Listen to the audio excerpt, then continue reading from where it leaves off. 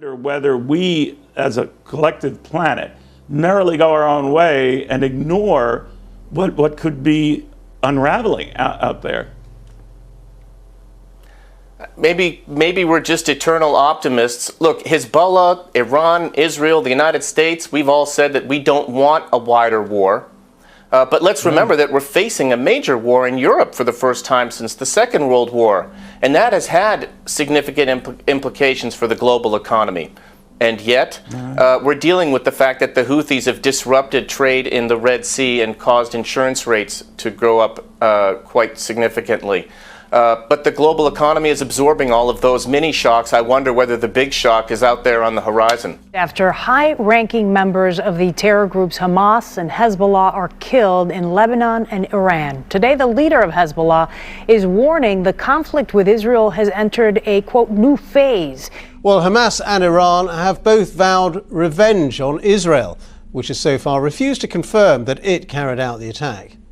All this has heightened anxiety about a wider regional conflict in the Middle East and ceasefire talks to stop the war in Gaza. President Biden announcing more U.S. forces will deploy to the Middle East, preparing for the possibility of an Iranian strike against Israel that officials fear could include an attack on American forces in the region. In the Middle East, Hamas has called for a day of furious rage to mark the funeral in the Qatari capital, Doha, of its political leader, Ismail Haniyeh, who was assassinated in Iran on Wednesday. I think we could very possibly see that Iran will want to do something different. It will want to signal very clearly that this is a response of a different order because of the nature of what happened at 2 a.m. on Wednesday morning in Tehran, in the heart of the Iranian capital, when Israel, as is widely believed, was able to assassinate not just an Iranian ally, but the political head of Hamas, who only hours before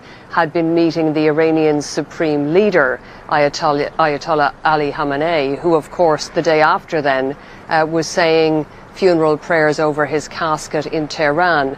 So I think the Iranians will want to do something that looks and feels different.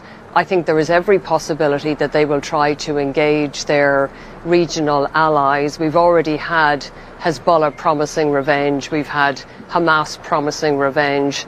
The Houthis on a week-to-week basis are anyway carrying out attacks on international shipping going through the Red Sea. In an exclusive interview with Fox Business, former President Donald Trump weighed in on the Middle East. I'm very strong for Israel. Israel loves me.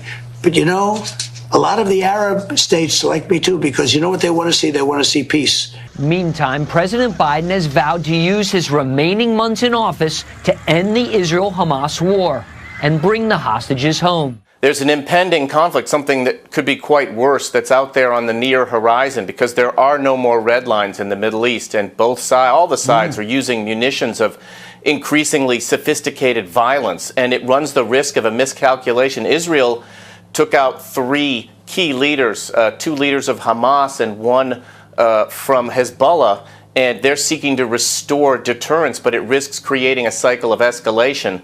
Russia, of course, is exporting their oil, but it reduced prices to India and to China. But I would just say, Neil, the world is right now, I would argue, facing more critical threats, we are in the United States, to our national security than ever before. And it might not be reflected in the markets today, but it could be in the coming days and weeks. You know, the irony, and you and I have discussed this before, is the markets by and large have ignored all these scary developments dating back to the October 7th attacks themselves. And I'm always amazed by that, because just, not that I would say it would be another Arab-Israeli 1973 war, but it could have been, and it still could be, to your